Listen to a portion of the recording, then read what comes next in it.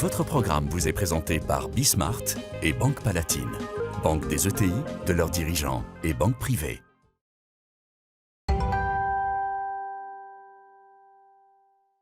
Je suis maintenant avec Nicolas Brusson, bonjour. Bonjour. Vous êtes cofondateur et CEO de Blablacar. Je me disais en préparant cette interview, finalement, s'il y en a un que la hausse des prix des carburants arrange, c'est Blablacar, parce que forcément, ça a un impact pour vous, ça vous favorise, non? Alors, en fait, ce que ça fait, fondamentalement, ça nous favorise un petit peu. En fait, ce que ça fait, c'est surtout un déclencheur pour beaucoup de conducteurs et conductrices qui se mettent au covoiturage. Donc, en fait, ça crée tout un narratif sur le coût de la voiture, finalement. Faire le plein coûte de plus en plus cher. De manière générale, la voiture coûte de plus en plus cher. Et finalement, c'est vrai que ce que ça fait, c'est que ça permet à tout un tas de conducteurs et de conductrices de découvrir ou bien le covoiturage longue distance, donc le Blablacar qu'on connaît depuis des années, et surtout le nouveau produit qu'on a lancé il y a maintenant, enfin pré-Covid, mais qui repart seulement maintenant, qui est Blablacar Daily, qui sont les trajets du quotidien. Donc là, il s'agit de partager sa voiture 2, 3, 4 fois par semaine sur des trajets de 20 à 40 km qui font énormément d'économies. Donc c'est vrai que c'est un facteur déclencheur. On parle du covoiturage. Et finalement, c'est assez intéressant parce que si on regarde les solutions, on voyait qu'on était complètement bloqué. C'est-à-dire que fondamentalement, le gouvernement, c'est très très difficile de subventionner l'essence. Quand on pense à la COP26, à l'enjeu environnemental, c'est pas le sens de l'histoire. Et finalement, les solutions sont des solutions plus moyen-long terme. Et ça va être des solutions, par exemple, de covoiturage ou autre, mais en tout cas de partage des actifs pour réduire le coût et pour réduire la consommation de carburant, d'essence et le coût de la voiture. Donc c'est vrai que pour nous, ça nous a amené, j'ai envie de dire, une nouvelle vague de conducteurs et de conductrices sur la plateforme, beaucoup sur le covoiturage domicile-travail, ce qui faisait aussi du bien post-Covid, parce que là, pour le coup, la période Covid, c'était des yo-yo en termes d'usage depuis 18 mois. Alors justement, vous parlez d'un nouvel afflux d'utilisateurs. Ça fait 15 ans que vous existez. Là, vous avez passé la barre des 100 millions d'utilisateurs dans le monde. Quel est le profil des utilisateurs de Blablacar aujourd'hui ?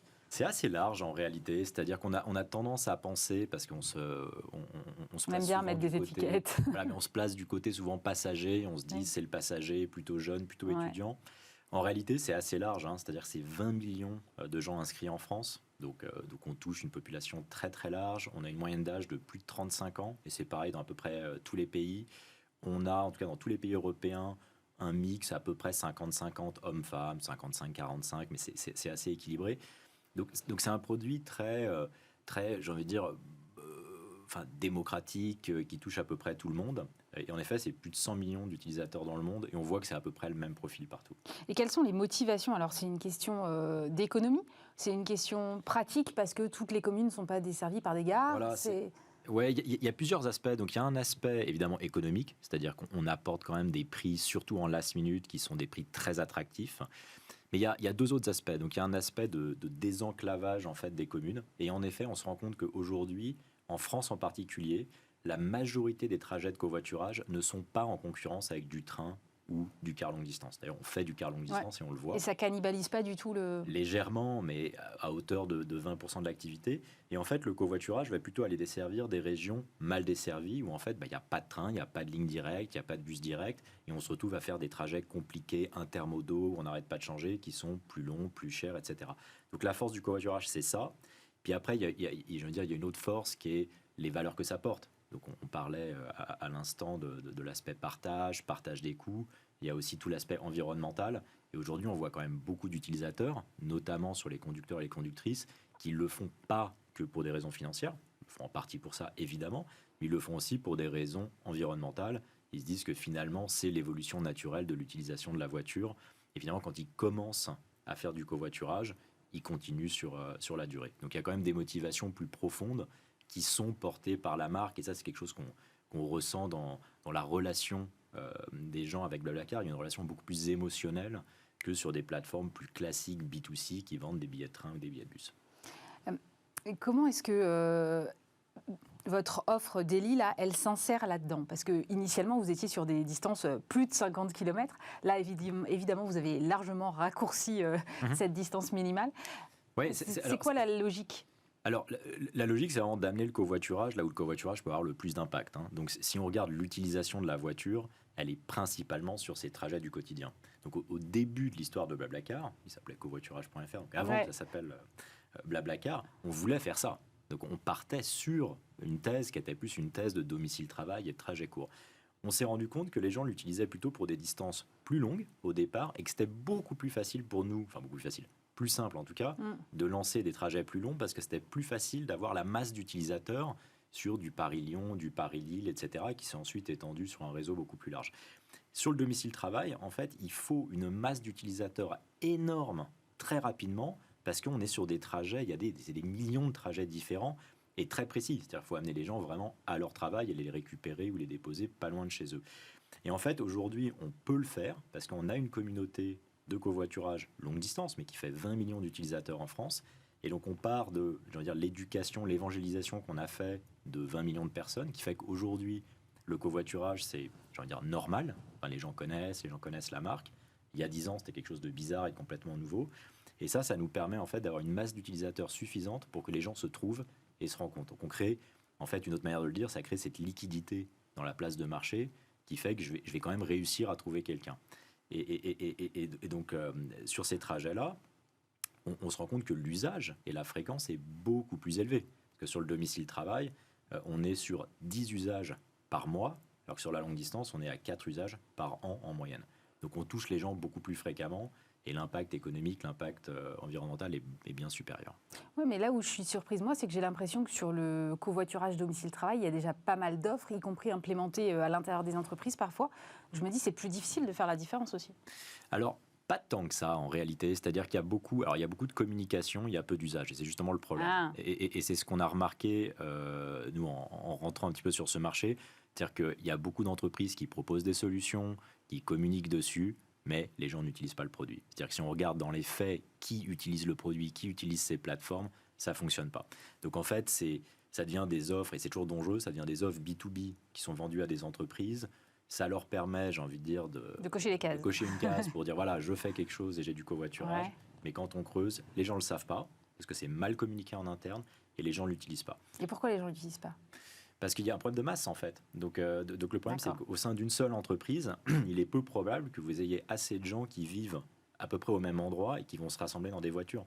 Et qui fassent les mêmes horaires, etc. Et qui fassent les mêmes horaires, et les gens veulent de la flexibilité, et des fois, il faut aller récupérer les enfants, et puis il faut aller à la gym, etc., etc. Donc, c'est assez compliqué. Donc, en fait, il faut une masse d'utilisateurs suffisamment large pour qu'il y ait des équipages. Typiquement, nous, on voit des équipages de 10-20 personnes qui se forment, qui sont des équipages virtuels, hein, mais qui permet, en fait, des fois, de partir avec une personne, de revenir avec une autre.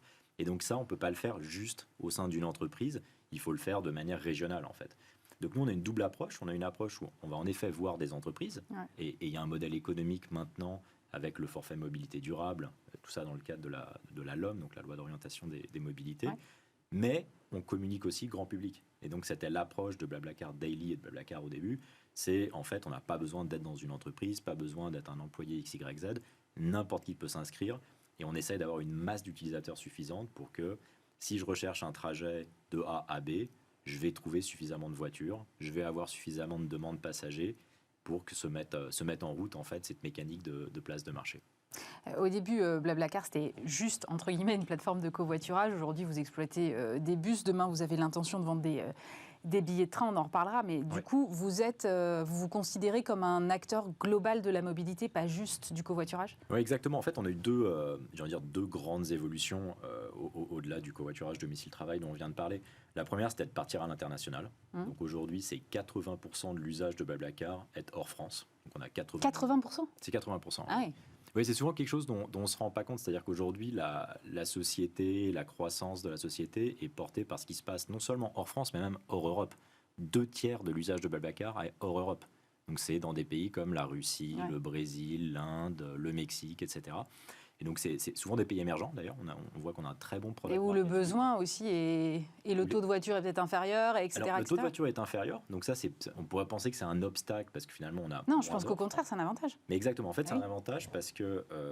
déjà, il y a une culture du partage qui est très, très forte, souvent dans tous les pays que j'ai cités. Et il y a aussi un réseau de transport qui est beaucoup moins bon. On oublie ça, mais on a en fait un réseau ferroviaire en Europe, en France en particulier, qui est assez exceptionnel et un pays qui n'est pas si grand. Maintenant, quand on regarde le Brésil, quand on regarde la Russie, en fait, le réseau de transport n'est pas très bon. Donc, on s'est étendu beaucoup sur sur ces pays émergents. Donc aujourd'hui, on est porté par ça.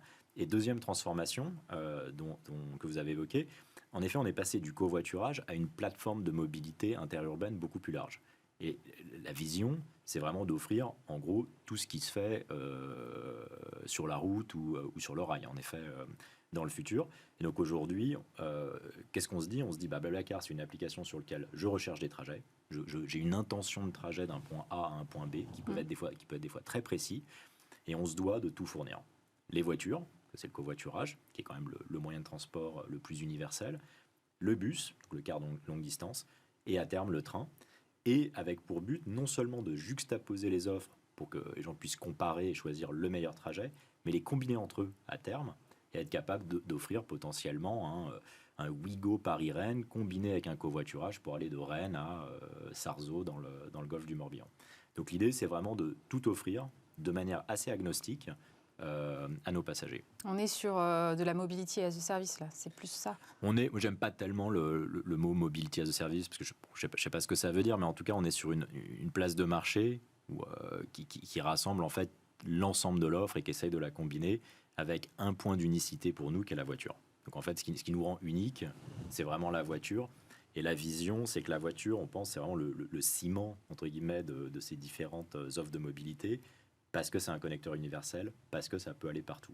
Donc en fait, une fois qu'on a la voiture, on aura des trajets uniques. Donc si quelqu'un, je sais pas, cherche ici les Moulineaux à Sarzeau, pour reprendre mon exemple du golfe du Morbihan, ça se trouve, je vais trouver une voiture qui va direct, et c'est super. Ça se trouve, je vais trouver un train plus une voiture. Ça se trouve, je vais trouver un bus qui va jusqu'à Vannes, et puis ensuite, je vais prendre un tram, etc. etc.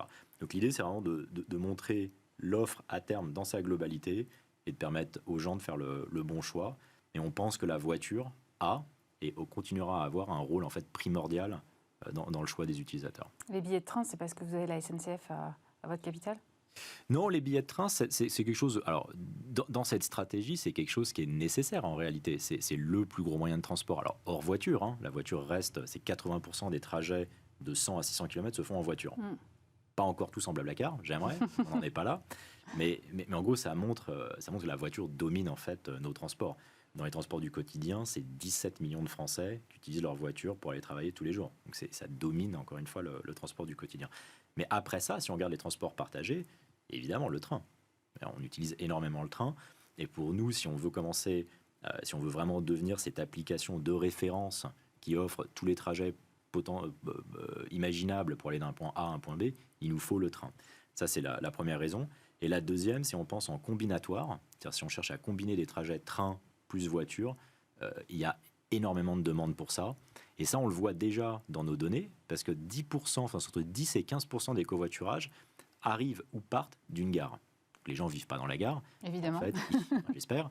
Et pour la plupart d'entre eux, ils sont simplement en train de connecter déjà, en le faisant eux-mêmes, en train de connecter un trajet train-voiture. Ce qui est assez normal. Hein, qu'est-ce qui se passe quand on sort d'une gare ? Alors, peut-être moins quand on est à Paris, mais hors de Paris, qu'est-ce qu'il y a quand on sort d'une gare ?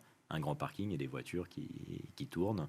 Et qu'est-ce que font ces voitures ? Souvent, c'est copains, copines, papa, maman qui fait les derniers 10, 20, enfin des fois même plus kilomètres. Et donc, si on arrivait à faire une offre qui permet de combiner ces trajets entre eux, c'est un petit peu le Graal du transport partagé.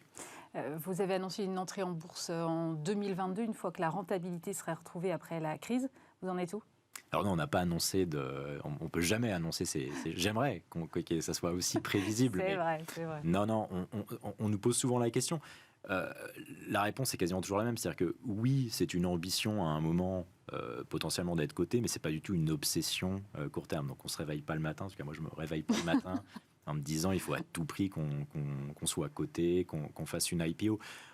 En fait, ce qu'on aimerait, c'est continuer à grandir. On a beaucoup de croissance. Alors, le Covid, forcément, nous a fait faire des yo-yo sur 2020-2021. Mais là, les mois de septembre-octobre sont les meilleurs mois de l'histoire de BlaBlaCar. Donc là, ça repart.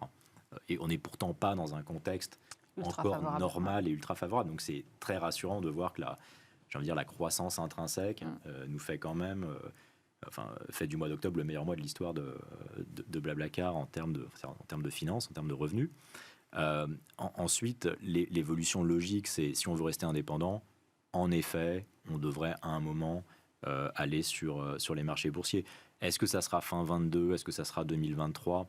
C'est trop tôt pour le dire, ça dépend tellement de facteurs. Enfin, déjà, la crise sanitaire qui est complètement imprévisible. À quel moment l'activité va se stabiliser? Je pense que c'est quand même assez nécessaire pour faire une entrée en bourse. Et puis ensuite, l'évolution des marchés boursiers qui est... Ah bah, si on regarde aujourd'hui, c'est sûr que c'est une journée compliquée, mais c'est pas toujours comme ça. Voilà. Et ce sera en France? Ça, probablement, mais ça, on n'a pas encore regardé. Mais c'est vrai que c'est une bonne question, parce qu'on est une société française, donc naturellement, on a envie de ce côté en France. D'un autre côté, quand on regarde la dynamique de l'activité, ce que je décrivais... C'est pour ça que je vous pose la question. On devient un objet, en tout cas si on regarde ça d'un point de vue investisseur, on devient un objet qui est finalement une société européenne avec une activité historique forte en Europe, mais une croissance aujourd'hui très très forte sur des pays émergents. Et donc finalement, il y a une espèce de portefeuille diversifié d'activités pays émergents avec un socle européen très fort. Donc c'est une question qu'on ne se pose pas encore. Pour le moment, moi ce que je dis souvent, c'est numéro 1, c'est faire un joli business. Donc on se focalise là-dessus. Ensuite, toutes les histoires d'IPO viennent assez naturellement après, si on a un joli business. Merci beaucoup Nicolas Brusson, cofondateur et Merci. CEO de Blablacar.